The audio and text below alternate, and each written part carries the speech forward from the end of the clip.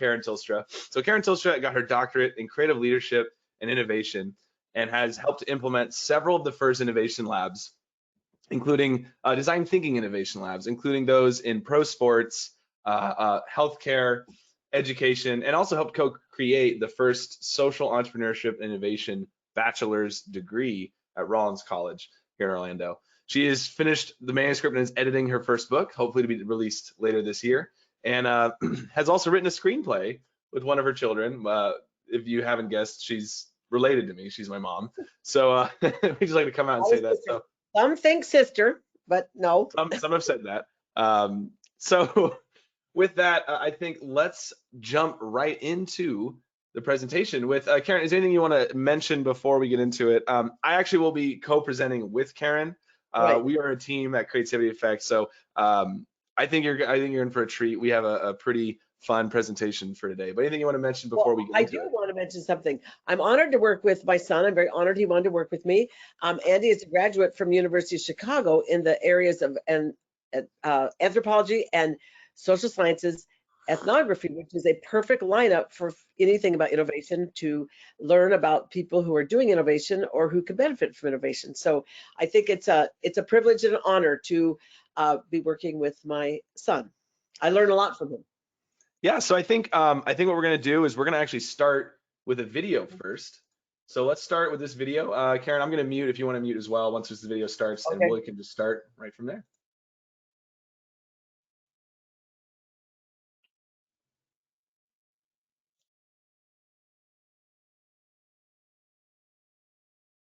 Give me a confirmation if you can hear the sound.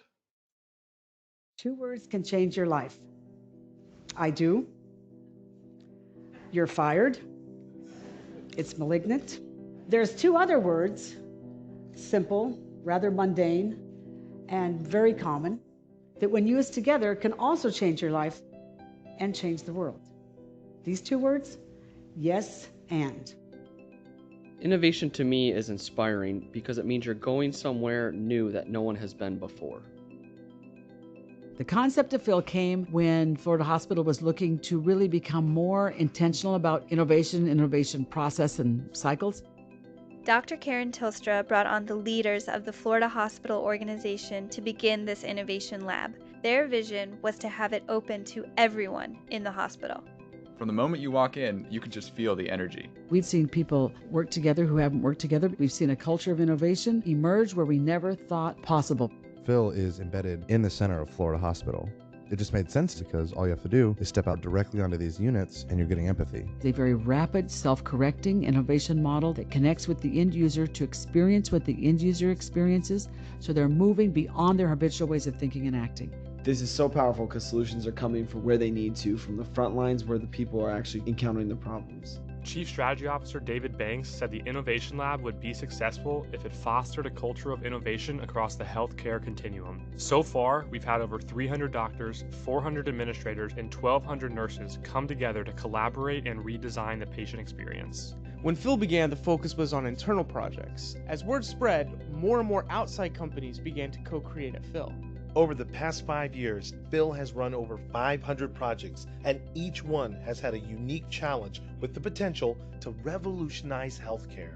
We were able to reduce our cycle time from 63 days down to 41 days, and we were also able to increase our retention rate from 46% to 75%. We redesigned the pediatric surgery experience, and parents are now reunited with children the moment they come out of surgery. Adventist Health System brought together 40 people from across the country to fundamentally transform how we transition patients from one care setting to another. We went from collecting maybe 10% of our uninsured patients to 25%. We eradicated patient falls for 108 days, catapulting us from last place in the hospital to amongst the top 5 units. Our public policy department was able to increase the readership of our publications by nearly 50%. We shaved 10 minutes off of our stroke process, which means we saved 20 million neurons a patient. 52% of our patients now are finding their car that were not before. The Health Village Fitness Center has seen a 40% increase in engagement in just 1 year. Our communication with nurses on HCAP scores have been above the 75th percentile for 3 months in a row. We're seeing 37% more patients a day, which enabled us to hire another full-time employee. K-Tape has found 4 new innovative applications for kinesiotape in medicine. We've increased pre-op readiness for our inpatient surgical patients from 40% to 80%. Over 1,200 students are now literate in using design process to solve complex problems. We went from an average of 37 complaints a month to 0. We're now seeing 88% of patients in 7 minutes. And we've never done that in the years, and we've tried many different things. It's for the patient that we ultimately do a better job at what we're doing. So if you gotta ask, what do? You improve patient care and save lives. The past is no longer predictive, the present is fleeting, and the future is where we need to be.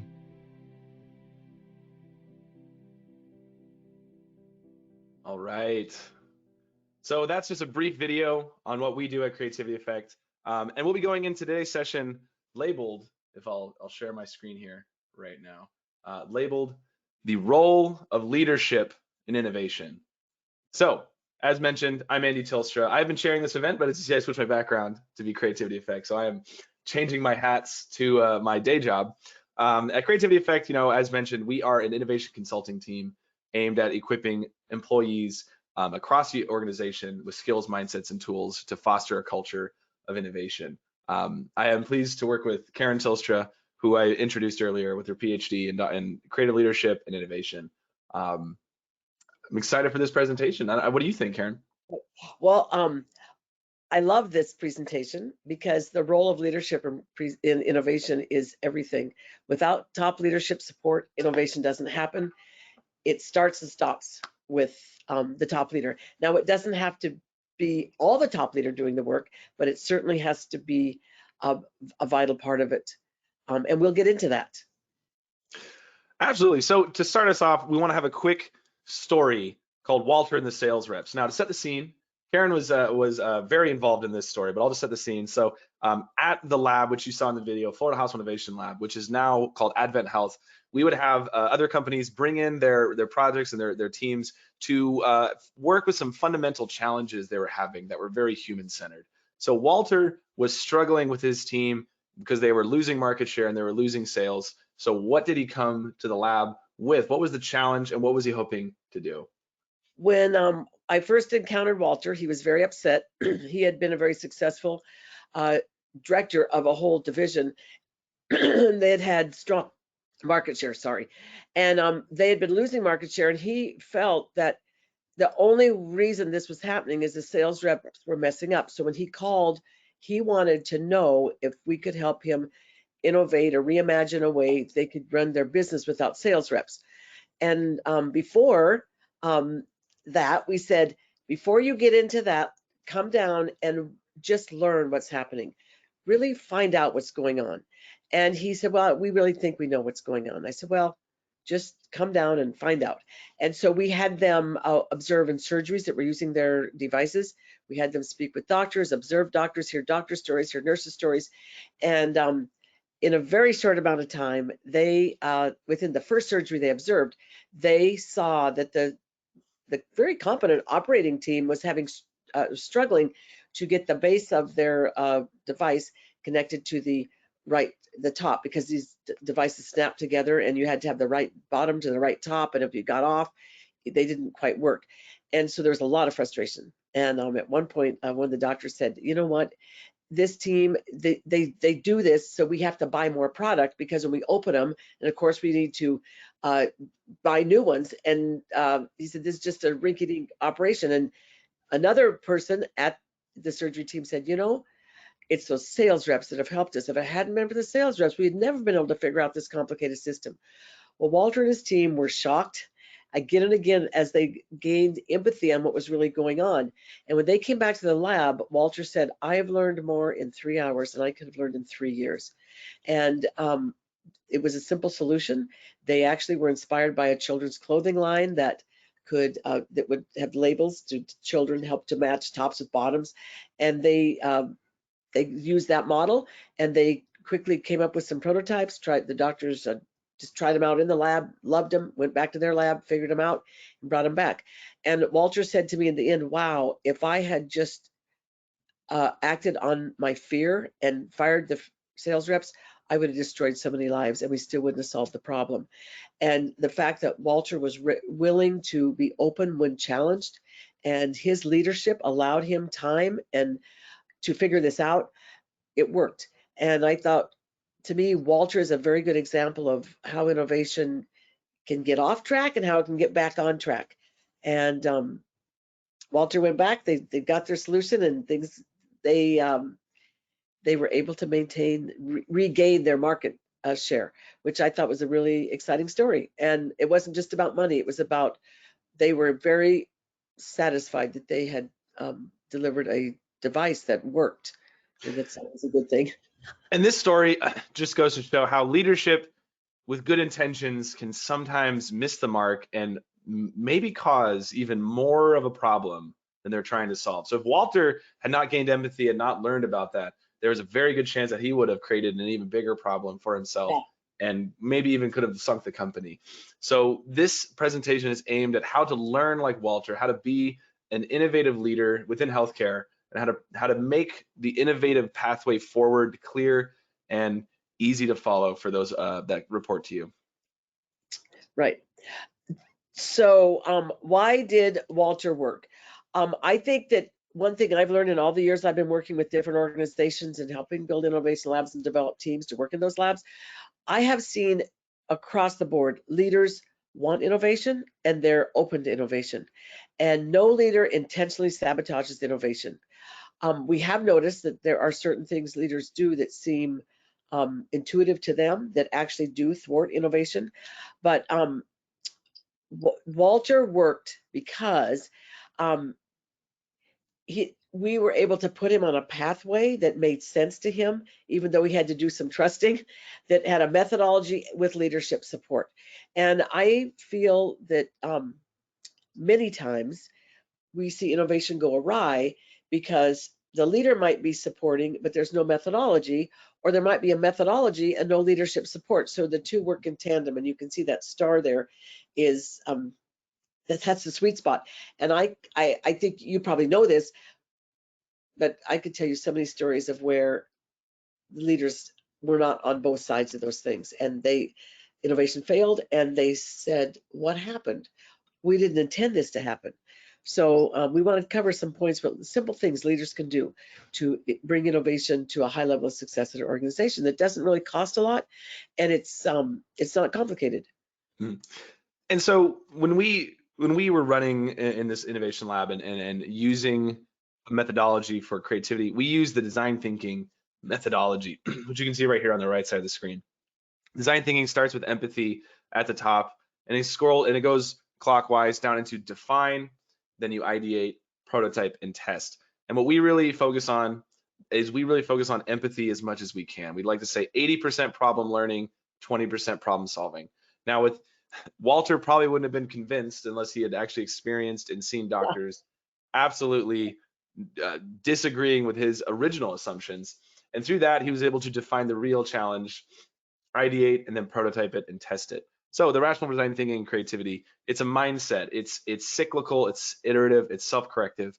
It gives skills and then tools for an inclusive way for anyone to be able to innovate at any level of the organization. Now, with that being said, though, leadership can be either a huge support or a huge barrier to that. And that's what this presentation is focused on, is how leadership can do that.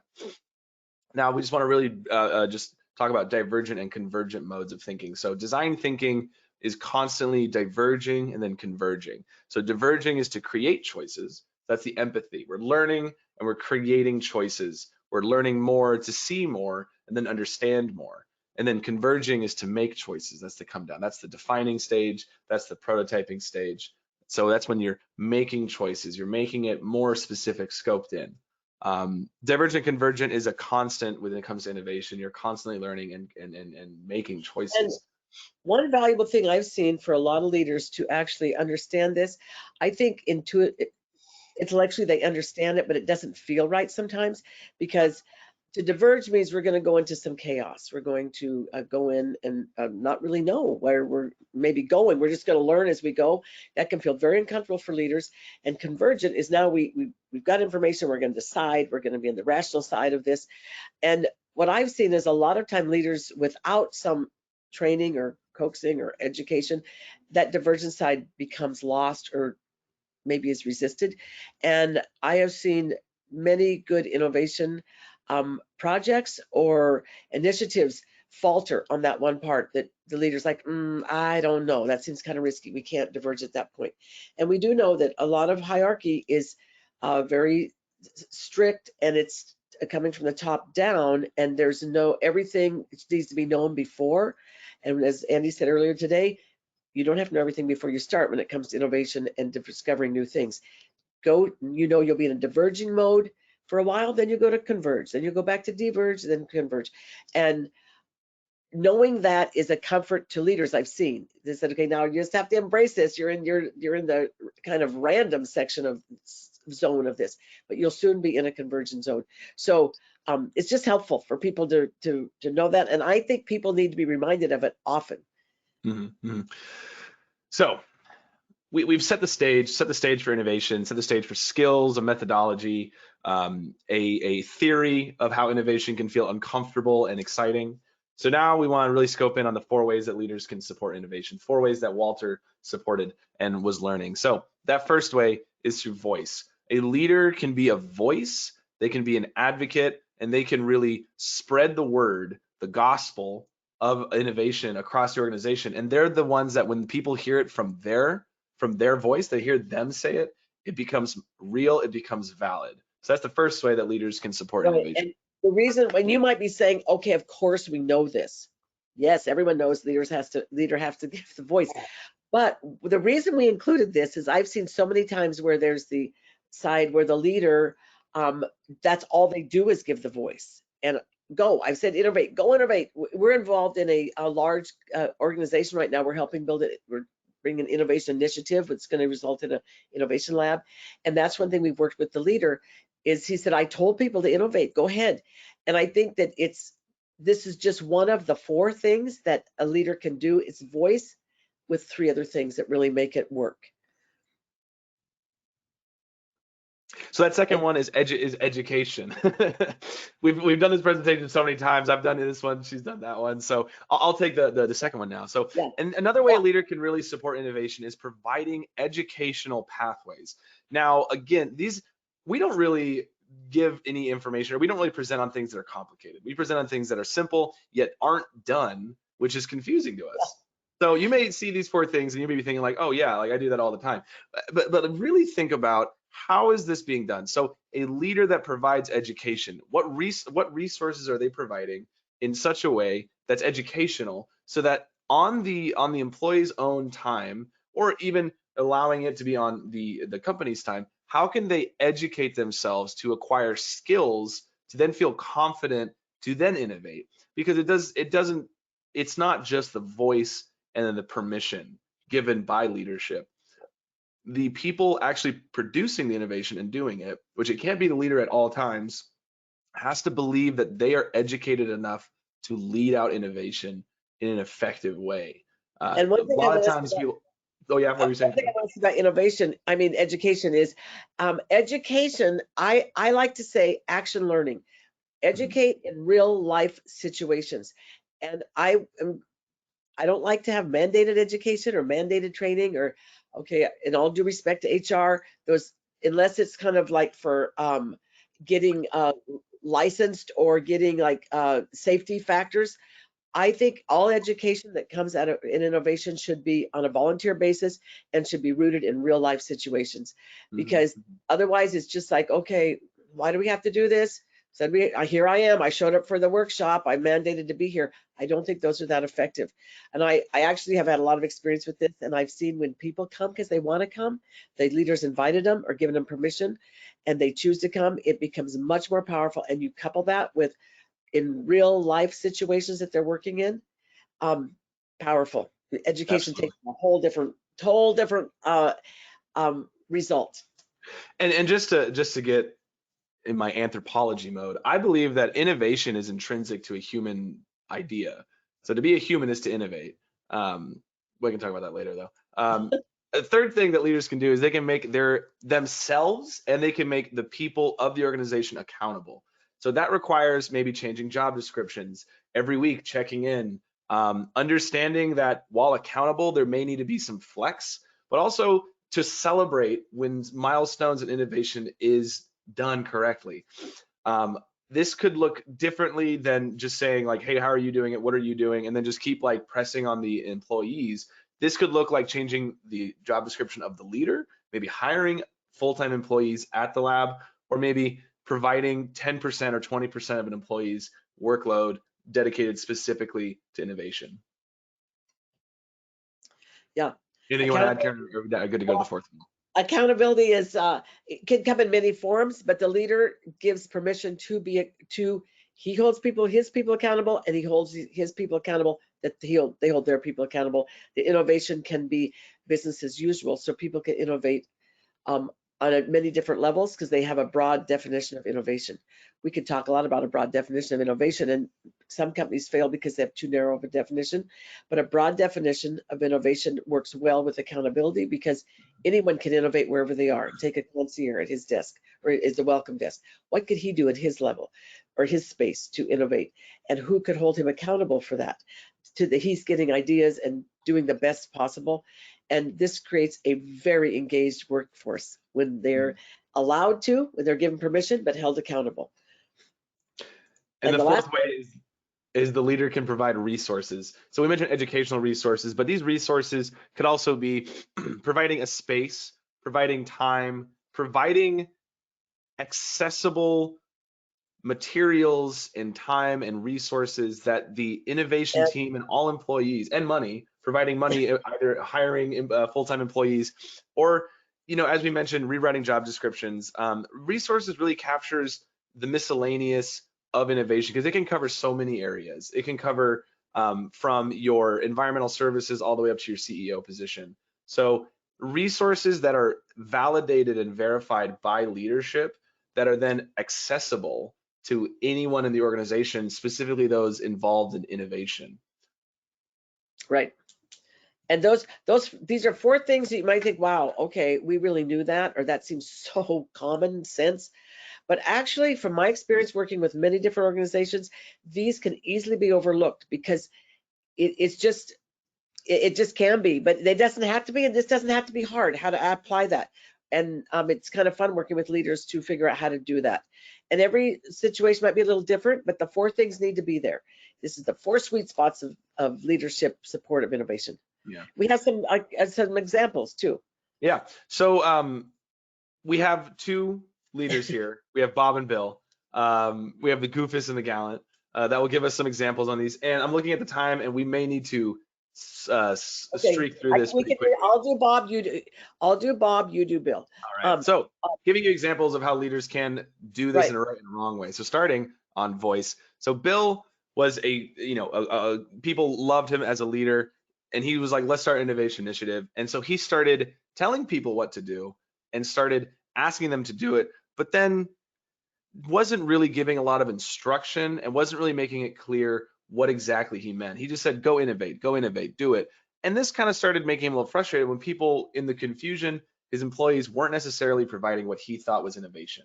So Bill was just giving an ambiguous call to innovation saying, go innovate. And he actually thought he was doing the right thing. He thought he was doing the right thing, exactly. Yep.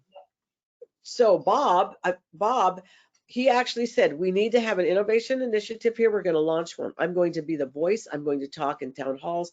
I'm going to visit departments. You're going to hear me speak about innovation all along. And I'm going to ask you, how are you innovating?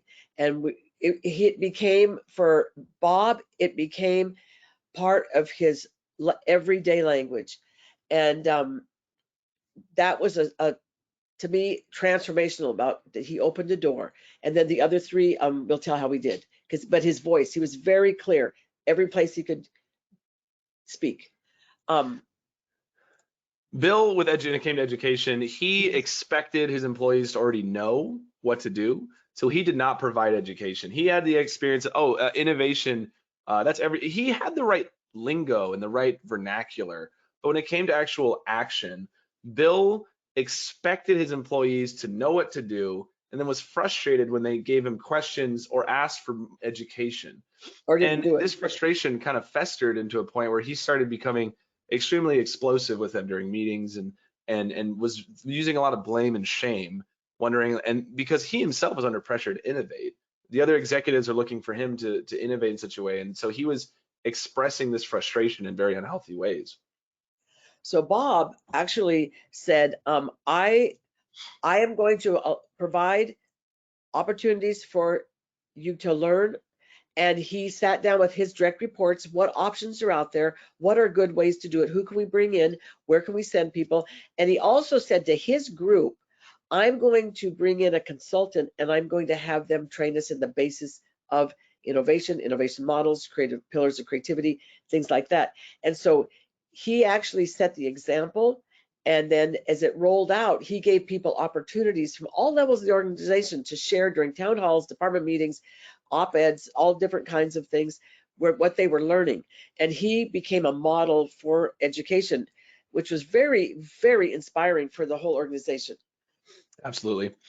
Now, when it came to accountability, Bill expected the employees to do this without any accountability, changes to job description, changes to hiring anyone. But when he was in a meeting with his employees, he would ask them, where is it? Where is it? Where's the innovation? Where's the innovation? And his employees, further frustrated and more frustrated, would have to present on things that were half-baked, things that weren't anywhere in advance as Bill wanted it to be. And Bill was slowly turning this into a blame game, saying, how can you guys not do this? I told you what to do. I gave you the time. I gave you all this stuff, when in reality, he hadn't. So Bill's accountability did not extend to the structure of the employees' expectations. He did not rewrite their job descriptions. He did not hold himself accountable, honestly. He did not hold himself accountable in a healthy way. And he didn't celebrate the successes of the innovation. And this was starting to be the end of his innovation initiative, as you can see. And Bob actually did some things that were very specific.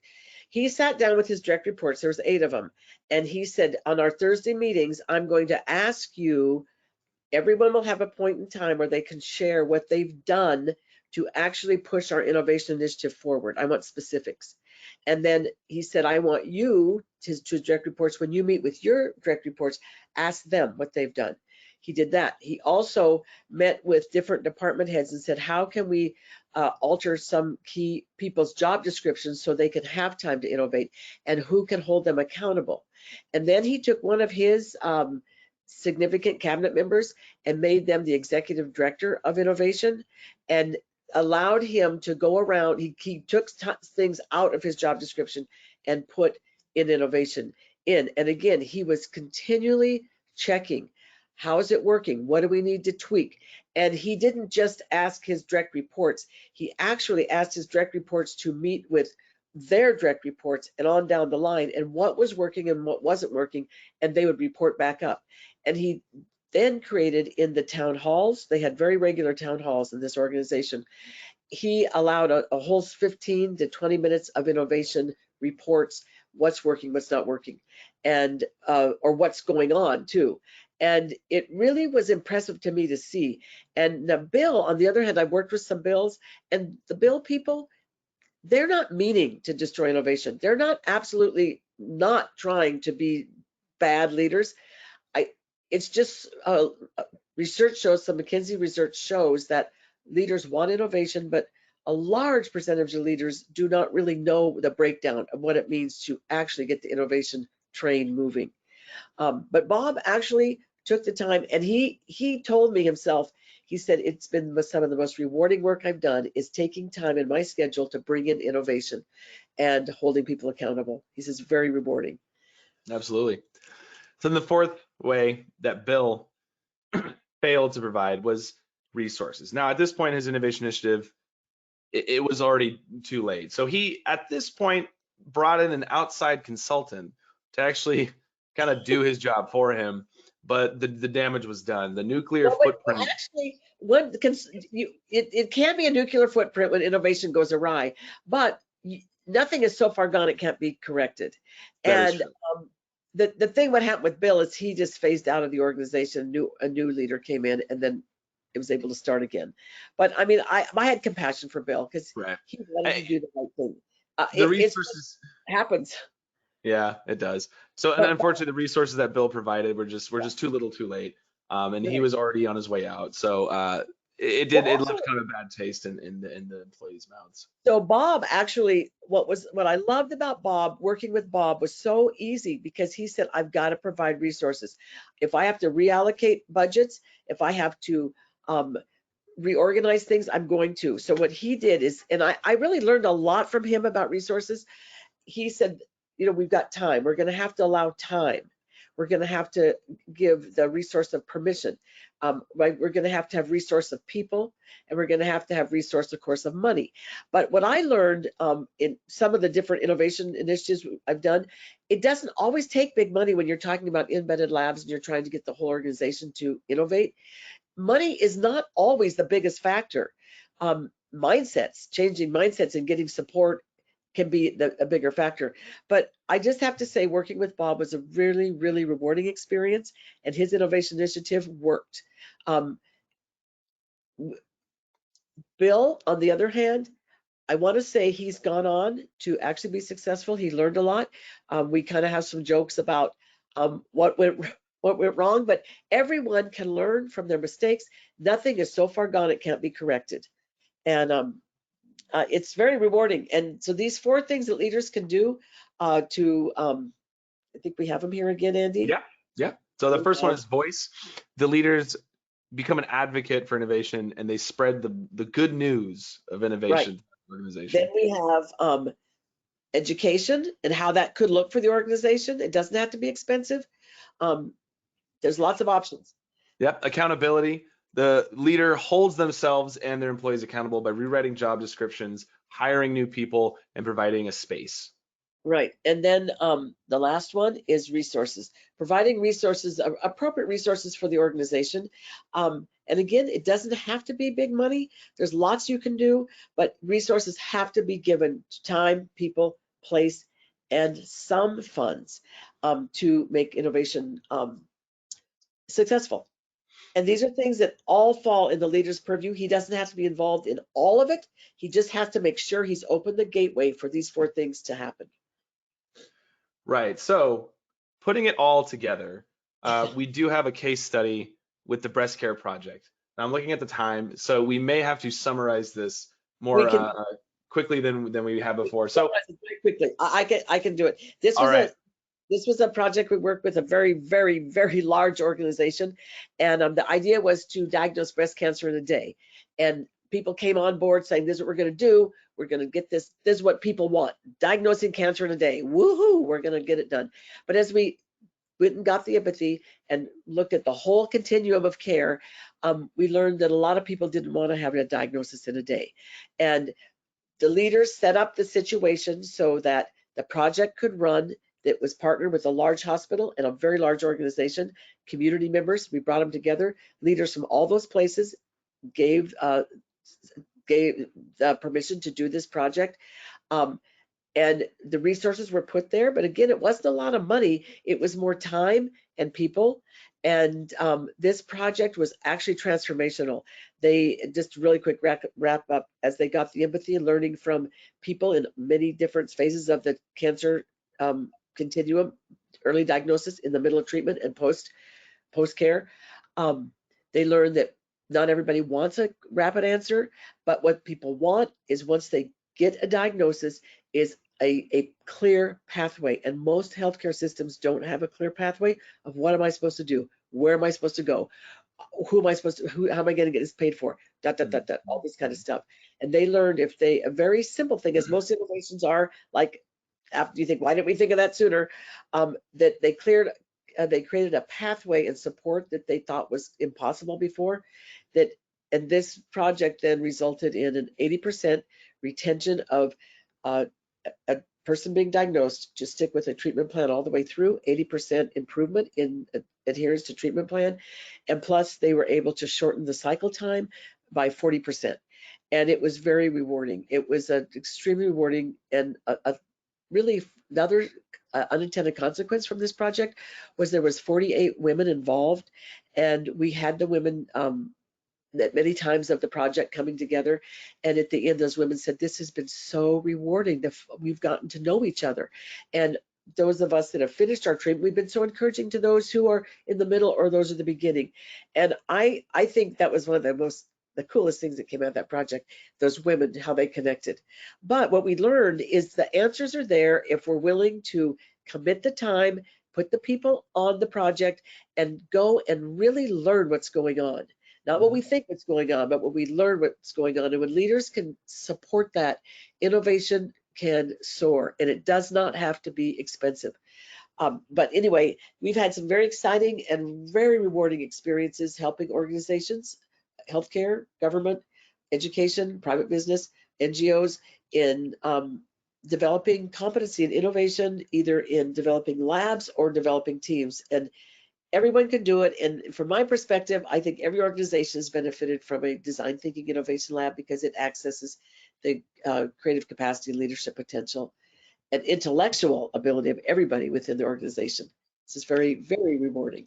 Absolutely. So to wrap up, just remember those 4 things. There's the voice of the leader, education they can provide, accountability they can help enforce, and then resources they can give.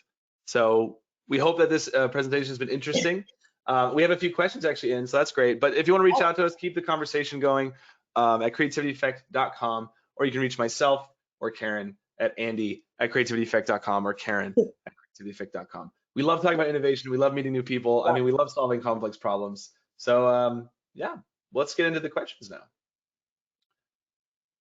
All right. So the first question we have, and this was asked during our presentation about Bill and Bob. So who are these leaders that Bill and Bob are? And that's actually a great description. Yeah. So are they CXOs, department managers, supervisors? The time demands may vary on each of these groups. Very good point. Right. Was there a question? Yeah. So who are they? Who are those leaders? They were both CEOs. They were president. They were one was a top leader of a very large organization, and the other one was a top division leader of a large organization.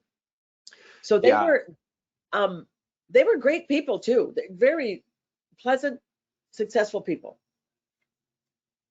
Yeah. So and just to reiterate, Karen, what Karen's saying. So the time may vary, obviously, and it's very contextual to the person. So what we really focus on is how to give employees and leaders skills and mindsets. So whereas Abdullah had a process, a business compatibility process, we really focus on equipping the people in the process with the skills and mindsets necessary. So and then obviously depending on what leader it is, we like to say if you're not the executive, you're a middle manager. So the middle managers can. But we say that with respect, but middle managers need a lot of support because oftentimes they are the people that have to make things happen. And the top leader, this is one of the things that's really important to me, the top leader knows they've got to give the middle management room to innovate. Absolutely. So and then also, is it fair to say that there could be multiple innovation projects running at once? Absolutely. Oh, yes. Absolutely. We've seen it. So I'm speaking for the way I like to bring innovation into organizations. I'm not really a product innovator. We set the stage for innovation to happen, creating an innovation lab that is the whole organization can access it. And we have just a way we do it that does then start to foster a culture that supports innovation. In that case, you can have lots of different projects going at one time, and you can tie them to the top. You can bridge frontline knowledge all the way to top leadership, and it can be very very rewarding and very collaborative. We have a couple sayings that we really try to infuse, that people care about what they help create and they're responsible when they care. And people have oftentimes said, well, boy, you let people innovate, they're just going off the charts, they're wasting time and da, da, da, da. I've never found that to be true. When you give people an honest opportunity to innovate in their job that aligns with the organization's goals and aspirations, people rise to the challenge. I've seen employee engagement rise, collaboration build. In fact, one of our more rewarding earlier projects was working in a healthcare system where they had the HCAP scores, and their HCAP scores were low. So the leader said, let's create an innovation environment where our goal is to raise our HCAP scores. So their HCAP scores were in the black, and they were trying to get them in the green. HCAP scores are patient scores. The government asks surveys, and then they give the results of the surveys back to the hospital. And through this process, it was so rewarding. All of their HCAP scores eventually within 18 months were in the green, and that was a system-wide effort. It was very exciting. Yeah, absolutely. And I see here a comment. The more I hear the presentation, innovation is a term used for structured problem solving. Am I right? Yes, I believe so. So that's why I say Karen and I, we really work on equipping employees with the tools and mindsets and skills to innovate. Now, when we say employees, we mean everybody. Right, we mean any organization. Because you can have a strategy and a plan in place, but if the leader doesn't understand their own innovative skills, or what they can open up, the gates they can open, it would probably fall flat. I mean, but also I think innovation is problem solving, but more than anything, I think innovation is problem finding. And once we can find what's happening, what's going wrong, or the challenge, or the opportunity, getting the solution is oftentimes the simple part. And that's what I love about the design thinking methodology, is it really does focus on 80%. Let's really find out what's going on. Let's go learn from those who are experiencing the challenge and really learn. And then it informs us where to go to create relevant and sustainable solutions. Absolutely. We use a theory of Otto Scharmer where he says the internal condition of the leader dictates the outcome of the team. So if the leader is not willing and ready to innovate and have those skills, it's another leader either needs to rise or the project's going to fail, because we look to leaders, we look to those people to really spearhead and advocate for what we believe in. So if the internal condition of the leader is fraught with turmoil, there's a very good probability that it's going to fail. And I have compassion for leaders. They have so much pressure. There's so much change going on. So I think we have to have compassion for leaders, but yet challenge our leaders to step into the innovative space with courage and authenticity. Yeah. I see there's another comment here. Interesting format for the presentation as it makes it a bit more interactive. It reminds me of the TV anchors in the 80s. They changed from one anchor to two, adding variety. It was successful then, and it is now during this presentation. Oh, thank you so much. We're definitely a collaborative team where we try to be as entertaining and also insightful as possible. We try to get the truth out as much as we can. But also, I'm going to say, working with millennials is very inspiring. For those of you, since I can't see you out there, I'm not sure if I'm past middle age, and so having a millennial to work with is very, very inspiring and keeps you right on your toes. Well, and just to finish up the session, we'll just give our last thoughts. So and I'll let Karen finish because she's the true expert here. What we really focus on, and if you remember from yesterday, I was talking about the myths of the modern world, and that first myth is that rational thinking is best. And that myth can really crystallize into some of these highly complex strategies and plans that really pertain to our rational brain. But as we've seen anywhere, a highly complex and structured plan does not always equal success. If that was the case, there theoretically should be no problems, because I think we have a plan for everything, barring COVID. But I'm sure now we have plans for COVID. I was just going to end with saying that what we really we combine that exponential and creative thinking with that rational, because if you have a plan but no excellent leader with that plan who understands their own limitations and successes, it's not going to succeed. And so we say, if you insist on only using rational thinking, it's like golfing with only one club. And so if you want the exponential creative side is how you get the ideas and the learning and the insights. The rational side is how we implement it. So it's really a melding of art and science. And oftentimes people try to bring the two together, but we say keep them separate, have your creative zone and then have your rational zone, and it works then. I mean, that from our perspective, I've seen it work, from at least from the work I've done.